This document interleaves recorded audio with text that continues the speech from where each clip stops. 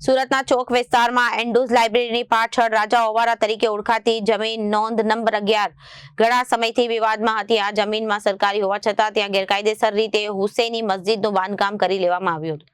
એટલું જ નહીં, આ જગ્યાએ જુગાર અને અન્ય અસામાજિક પ્રવૃત્તિઓ ચાલતી હોવાના પણ ગંભીર આક્ષેપો કરવામાં આવ્યા છે। સુરતના ચોક બજારમાં એન્ડ્રુઝ લાઇબ્રેરીની પાછળ રાજા ઓવારા તરીકે ઓળખાતી જમીન નોંધ નંબર 11 ઘણા સમયથી વિવાદમાં હતી। આ જમીન સરકારી હોવા છતાં ત્યાં ગેરકાયદેસર રીતે હુસૈની મસ્જિદનું બાંધકામ કરી લેવામાં આવ્યું હતું। એટલું જ નહીં, આ જગ્યાએ જુગાર અને અન્ય સામાજિક પ્રવૃત્તિઓ ચાલતી હોવાના પણ ગંભીર આક્ષેપો કરવામાં આવ્યા છે। આ મામલે લાંબી કાયદાકીય લડત બાદ નામદાર ગુજરાત સ્ટેટ વકફ ટ્રિબ્યુનલ 25/6/2026ના રોજ એક મહત્વપૂર્ણ ચુકાદો આપ્યો છે। કોર્ટે સ્પષ્ટ કર્યું છે કે જમીન પર કબજો કરનાર લોકોને હક નથી। આ જમીન પર વકફ તરીકેની નોંધ બતાવવામાં આવી હતી તે સંપૂર્ણપણે બોગસ છે। આમ આ જગ્યા પર સુરત મહાનગરપાલિકાનો માલિકી હક અને કબજો સ્પષ્ટ થયો છે। આ ચુકાદા બાદ પૂર્વ કોર્પોરેટર અને સામાજિક કાર્યકર દીપક આફ્રિકાવાળે આક્રમણ વલણ અપનાવ્યું અને તેમણે સુરત કલેક્ટર અને મહાનગરપાલિકાના કમિશનરને રજૂઆત કરી છે।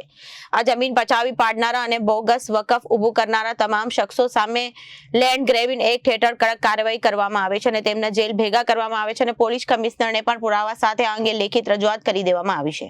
રજૂઆત તો આ બાબતની જ છે કે રાજા ઓવારા વાળી જગ્યા ઉપર જે ગેરકાયદેસર મસ્જિદ બની ગયેલી અને ગેરકાયદેસર વકફની નોંધણી કરવામાં આવેલી તે ગેરકાયદેસર છે એવું પિટિશનમાં સાબિત થઈ ગયું છે અને ચુકાદો આવી ગયો છે।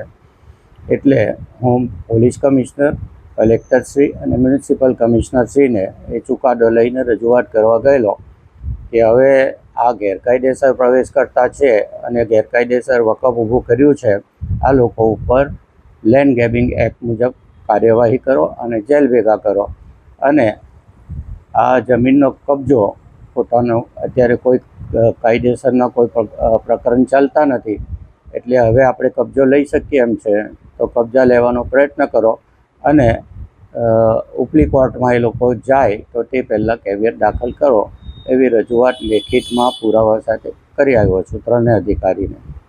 કબજો જે જગ્યા છે તે હિસ્ટોરિકલ પ્રિઝર્વેશનના રિઝર્વેશનમાં છે એટલે ત્યાં જે કંઈ બનશે તે ઐતિહાસિક ઇમારત જેવું બનશે કે જેથી ચોક હેરિટેજ જેવું દેખાય।